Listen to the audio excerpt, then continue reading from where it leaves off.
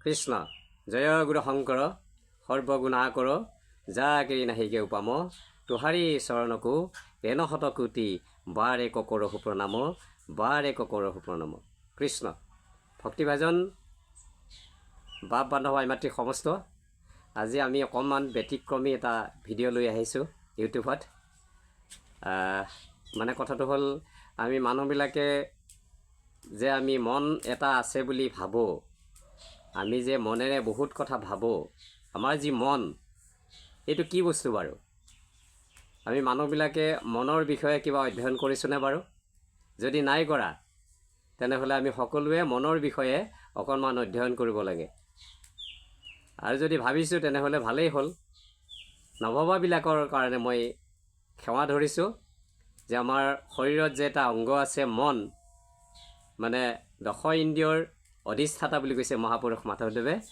এই মনটোৰ বিষয়ে যে আমি অলপ অধ্যয়ন কৰোঁ তেনেহ'লে আমাৰ এই মনটোৱে আমাক বহুত ওপৰলৈ উঠাই লৈ যাব পাৰে, মানে বহুত ভাল কামলৈ লৈ যাব পাৰে আৰু বহুত বেয়া কামলৈ লৈ যাব পাৰে, তললৈকে লৈ যাব পাৰে। এতেকে মনৰ বিষয়ে আমি অধ্যয়ন কৰিব লাগে যে মনটো হৈছে আমাৰ শৰীৰৰ এটা এৰিব নোৱাৰা অংগ।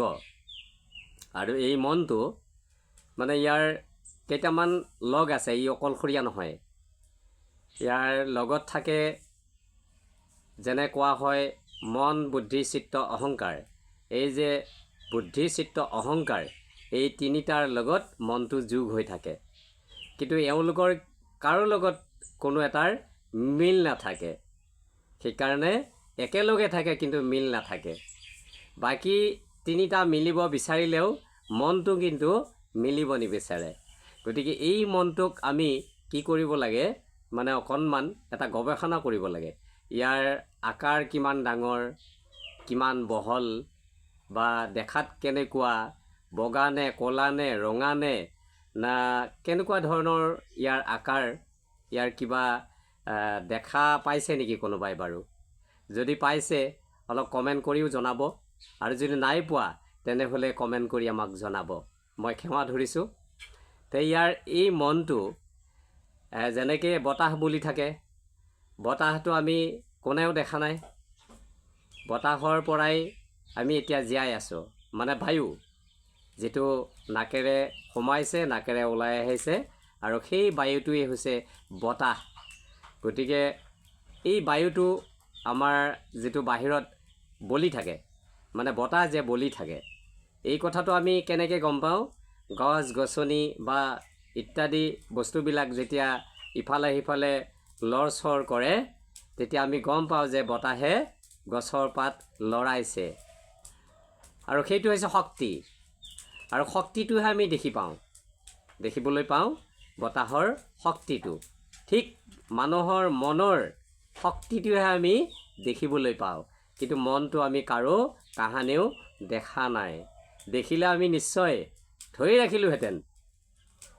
গতিকে আমি মনটো ধৰি ৰাখিব নোৱাৰোঁ। ধৰি ৰাখিব পৰা এটা ব্যৱস্থা আছে, গতিকে সেই ব্যৱস্থাটো আমি জানিব লাগিব। আৰু সেইকাৰণে মনৰ বিষয়ে আমি অকণমান গৱেষণা কৰিব লাগে। প্ৰত্যেকজন মানুহে, আমি পৃথিৱীত যিমান মানুহ আছোঁ সকলো মানুহে মনৰ বিষয়ে অকণমান অধ্যয়ন কৰিব লাগে। এইটো কাৰণে মনৰ বিষয়ে অধ্যয়ন কৰিব লাগে, যদি আমি মনটোৰ বিষয়ে জানো, আমাৰ শৰীৰত যিমান অংগ প্ৰত্যংগ আছে সমস্তবিলাকৰ অধিকাৰী, চালক হিচাপে, পৰিচালক হিচাপে আছে আমাৰ মনটো।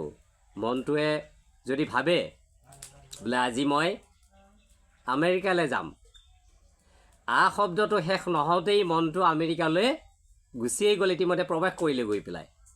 চাওকচোন বাৰু, এই মনটো ইমান তীব্ৰ গতিত ঘূৰি ফুৰে। তেনেহ'লে ইমান তীব্ৰ গতিত ঘূৰি ফুৰা যদি এখন যান বাহন তীব্ৰ গতিত যায়, তেতিয়া তাক কণ্ট্ৰল কৰিব পৰা নোৱাৰা হৈ যাব, এক্সিডেণ্ট হৈ যাব। তেনেহ'লে আমাৰ মনটো ইমান তীব্ৰ গতিত ঘূৰি ফুৰে, তে মনটোৰ এক্সিডেণ্ট হ'লে আমাৰ গোটেই শৰীৰৰ এক্সিডেণ্ট হৈ যাব, দুৰ্ঘটনা ঘটি যাব। এতেকে মনটোক আমি কণ্ট্ৰল কৰিব লাগিব, আৰু মনটোক খাদ্য দিব লাগিব। আমাৰ শৰীৰত যেনেকৈ বাকী ইন্দ্ৰিয়বিলাক মানে খাদ্য দিলে ইন্দ্ৰিয়বিলাক সক্ৰিয় হৈ উঠে, ঠিক তেনেধৰণে মন কিন্তু শৰীৰত দিয়া খাদ্যটো মনক দিলে কেতিয়াও সন্তুষ্ট নাথাকে। কাৰণ আমাৰ পৃথিৱীত যিমান বস্তু আছে সমস্তখিনি বস্তু মনক দিলেও ই কেতিয়াও সন্তুষ্ট নাথাকে। আকৌ ক'ব যে মই অন্য এটা বস্তু লাগে বা মই অন্যফালে গতি কৰিম, এই কথাটো ক'ব। এতেকে আমি মানুহবিলাকে মনৰ বিষয়ে অধ্যয়ন কৰিলে নিশ্চয় মনে আমাক ভাল কৰিব পাৰিব। আৰু মনটো আমি সদায় স্বচ্ছ মানে নিকা পৰিষ্কাৰ কৰি ৰাখিব লাগে, নিৰ্মল কৰি ৰাখিব লাগে। মনটো কেতিয়াও লেতেৰা হ'ব দিব নালাগে। মনটো কেতিয়া লেতেৰা হয়? যেতিয়া আমি বেয়া চিন্তা এটা ধাৰণা আনিম। সেই বেয়া চিন্তা ধাৰণা কিহে আনে? বা এই মনৰ যে তিনিটা আৰু সংগী আছিলে, চিত্ত, বুদ্ধি, অহংকাৰ। এই অহংকাৰ নামৰ যিটো অংগ শৰীৰৰ, আৰু সেই অংগটোৱে আমাৰ গোটেই অংগবিলাকক দূষিত কৰে। মনকো তেওঁ চাপ পেলাব পাৰে। কিন্তু মনৰ শক্তি বেছি আছে, চিত্ত, বুদ্ধি, অহংকাৰতকৈ মনৰ শক্তি বেছি। তেনেহ'লে আমি কি কৰিব লাগিব এতিয়া? এই যে মন, বুদ্ধি, চিত্ত, অহংকাৰ, এই চাৰিটা এখন যদি ৰথ হয়, এখন গাড়ী হয়, এইকেইটা হৈছে চকা। গতিকে এই তিনিটা চকা, এখন ৰিক্সা মানে বুদ্ধি, চিত্ত, অহংকাৰ, তে এই তিনিটা চকা এখন ৰিক্সা। তেনেহ'লে সেই ৰিক্সাৰ চালক কোন হ'ব? এতিয়া চালক হ'ব মন।